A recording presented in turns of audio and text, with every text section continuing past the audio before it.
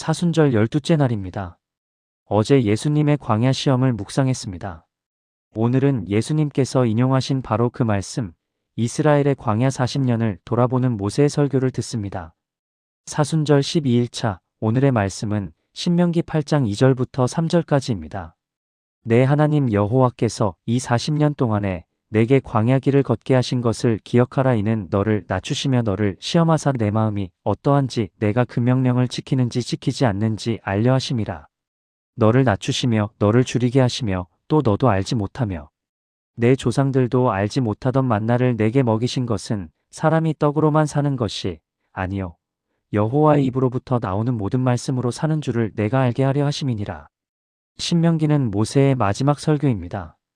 이스라엘 백성이 약속의 땅에 들어가기 직전 요단강 건너편 모압 평지에서 모세는 지난 40년을 회고합니다.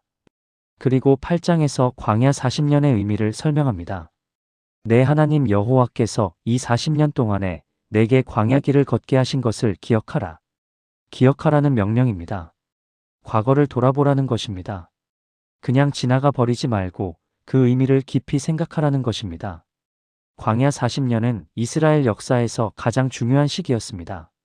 노예에서 자유인으로 애굽 백성에서 하나님의 백성으로 변화된 시기였습니다. 하지만 그것은 고난의 시기이기도 했습니다. 목마르고 배고프고 위험한 시간이었습니다. 하나님께서는 그들을 광야 길을 걷게 하셨습니다. 능동적인 표현입니다. 우연이 아니라 하나님의 계획이었습니다. 광야는 피할 수 없는 통로였습니다. 우리 인생에도 광야가 있습니다. 고난의 시기, 시험의 때, 어둡고 힘든 시간. 그것이 우연이 아니라 하나님께서 우리를 걷게 하시는 길일 수 있습니다. 그렇다면 우리도 그 의미를 찾아야 합니다. 이는 너를 낮추시며 너를 시험하사. 광야 40년의 첫 번째 목적은 낮추는 것이었습니다. 이스라엘 백성은 교만했습니다. 애굽에서 나온 직후, 홍해를 건넌 직후 그들은 자신감이 넘쳤습니다. 우리가 할 수 있어. 우리가 강해. 하지만 광야는 그들을 낮췄습니다. 물이 없어서 울부짖고 먹을 것이 없어서 불평하며 적들 앞에서 두려워하는 자신들의 연약함을 발견했습니다. 자신들의 힘으로는 아무것도 할 수 없다는 것을 배웠습니다. 낮춤은 고통스럽습니다. 자존심이 상하고 자신감이 무너지며 자기 의존에서 벗어나야 합니다. 하지만 이것이 필요합니다. 교만한 사람은 하나님을 의지하지 않습니다. 낮아진 사람만이 하나님을 올려다봅니다. 너를 시험하사. 시험은 부정적인 의미가 아닙니다. 여기서 시험은 히브리어로 나사인데 검증하다, 입증하다는 뜻입니다. 금을 재련하듯이 진짜와 가짜를 분별하듯이 시험하는 것입니다. 하나님께서는 광야를 통해 이스라엘을 시험하셨습니다. 그들의 진심을 보기 원하셨습니다. 입으로만 하나님을 믿는가 아니면 진심으로 의지하는가? 순경일 때만 순종하는가 역경에서도 신뢰하는가? 내 마음이 어떠한지 내가 그 명령을 지키는지 지키지 않는지 알려 하심이라. 하나님께서는 이미 모든 것을 아십니다. 그런데 왜 알려 하심이라고 했을까요? 이것은 하나님께 정보를 주기 위함이 아니라 이스라엘 자신들이 알게 하기 위함입니다. 그들 자신도 몰랐던 자신들의 진짜 모습을 발견하게 하려는 것입니다. 우리는 종종 자신을 착각합니다. 자신이 강하다고, 신실하다고, 의롭다고 생각합니다. 하지만 시험이 오면 진짜 모습이 드러납니다. 우리가 얼마나 연약한지, 얼마나 이기적인지, 얼마나 불신앙적인지. 하나님께서는 이것을 보여주십니다. 우리를 정죄하기 위해서가 아니라 우리가 자신을 알고 겸손해지기 위해서입니다. 자기 인식은 영적 성장의 첫걸음입니다. 내가 그 명령을 지키는지 지키지 않는지. 순종이 핵심입니다. 진정한 믿음은 순종으로 나타납니다. 입으로 하나님을 사랑한다고 하면서 불순종하는 것은 거짓입니다. 광야는 순종의 시험장이었습니다. 하나님의 명령을 따를 것인가, 자기 생각대로 할 것인가, 하나님을 신뢰할 것인가, 자신의 판단을 신뢰할 것인가. 3절은 더 구체적입니다. 너를 낮추시며 너를 줄이게 하시며. 하나님께서 의도적으로 그들을 굶주리게 하셨습니다. 이것은 잔인해 보입니다. 왜 사랑하시는 백성을 배고프게 하십니까? 목적이 있었습니다. 또 너도 알지 못하며 내 조상들도 알지 못하던 만나를 내게 먹이신 것은 줄이게 하신 것은 만나를 주시기 위함이었습니다. 배부른 사람은 만나가 필요 없습니다. 배고픈 사람만이 만나를 감사히 받습니다. 만나는 놀라운 은혜였습니다. 매일 아침 하늘에서 내려오는 양식. 그들이 전혀 알지 못했던 것. 그들의 조상들도 경험하지 못한 것. 하나님의 초자연적인 공급이었습니다. 하지만 만나를 경험하려면 먼저 줄여야 했습니다. 배고픔이 없었다면 만나의 기적도 없었을 것입니다. 결핍이 없었다면 공급의 은혜도 몰랐을 것입니다. 우리 인생도 그렇습니다. 하나님께서는 때로 우리를 결핍하게 하십니다. 우리가 의지하던 것을 제거하십니다. 우리가 믿었던 것을 무너뜨리십니다. 왜일까요? 더 큰 것, 더 좋은 것, 하나님 자신을 주시기 위해서입니다. 사람이 떡으로만 사는 것이 아니요 여호와의 입으로부터 나오는 모든 말씀으로 사는 줄을 내가 알게 하려 하심이니라. 이 구절이 바로 어제 우리가 묵상한 마태복음 4장 4절에서 예수님께서 인용하신 말씀입니다. 예수님께서 광야에서 배고프실 때, 돌을 떡으로 만들라는 시험을 받으실 때 이 말씀으로 대응하셨습니다. 사람이 떡으로만 사는 것이 아니요 떡이 중요하지 않다는 뜻이 아닙니다. 떡은 필요합니다. 육체는 음식이 필요합니다. 하지만 만이라는 단어가 중요합니다. 오직 떡으로만이 아니라는 것입니다. 사람은 육체만이 아닙니다. 영혼도 있습니다. 물질만이 아니라 영적인 것도 필요합니다. 먹을 것만이 아니라 살 이유, 삶의 의미, 목적이 필요합니다. 여호와의 입으로부터 나오는 모든 말씀으로 사는 줄. 하나님의 말씀이 진정한 생명의 양식입니다. 만나가 육체를 살렸다면 하나님의 말씀은 영혼을 살립니다. 이스라엘 백성은 이것을 배워야 했습니다. 애굽에서는 먹을 것이 있었지만 노예였습니다. 광야에서는 배고팠지만 자유인이었습니다. 어느 것이 더 나은 삶입니까? 단순히 먹고 사는 것이 삶의 전부가 아닙니다. 하나님의 말씀대로 사는 것, 하나님의 뜻을 따라 사는 것이 진정한 삶입니다. 광야 40년의 궁극적인 목적은 하나님을 의존하는 법을 배우는 것이었습니다. 애굽에서는 자급자족했습니다. 일하면 먹을 것이 있었습니다. 노력하면 결과가 있었습니다.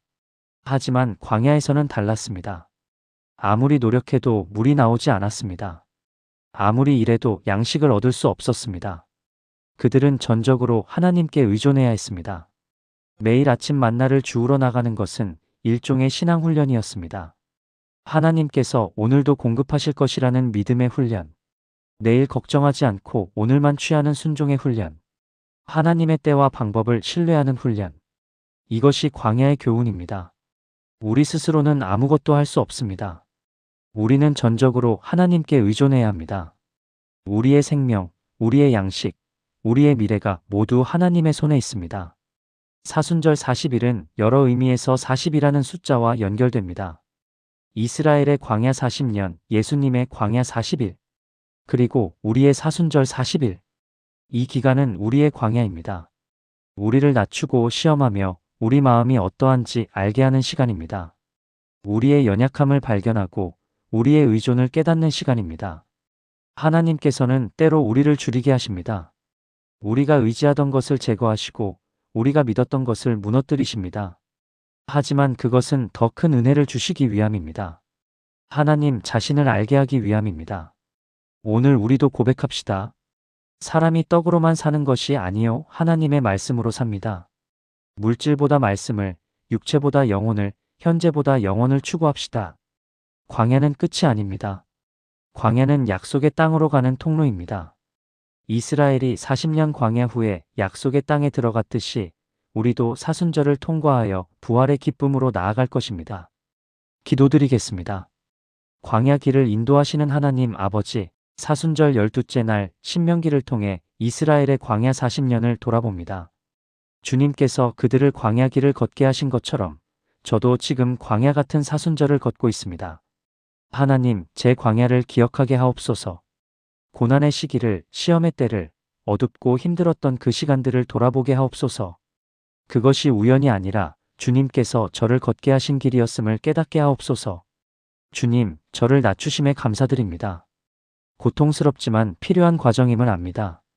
제 교만을 깨뜨리시고 제 자신감을 무너뜨리시며 제 자기 의존에서 벗어나게 하시니 감사합니다. 저는 너무 자주 교만했습니다. 내가 할 수 있어. 내가 강해. 라고 생각했습니다. 하지만 광야는 제 연약함을 드러냈습니다. 제 힘으로는 아무것도 할 수 없다는 것을 배웠습니다. 하나님, 저를 시험하사 제 마음이 어떠한지 알게 하옵소서. 제 진짜 모습을 보게 하옵소서. 제가 착각하고 있던 것을, 제가 속이고 있던 것을 드러내 주옵소서. 저는 제가 신실하다고 생각했지만 시험이 오니 얼마나 연약한지 드러났습니다. 제가 의롭다고 생각했지만 어려움이 오니 얼마나 이기적인지 보였습니다. 제가 믿음이 있다고 생각했지만 역경이 오니 얼마나 불신앙적인지 드러났습니다.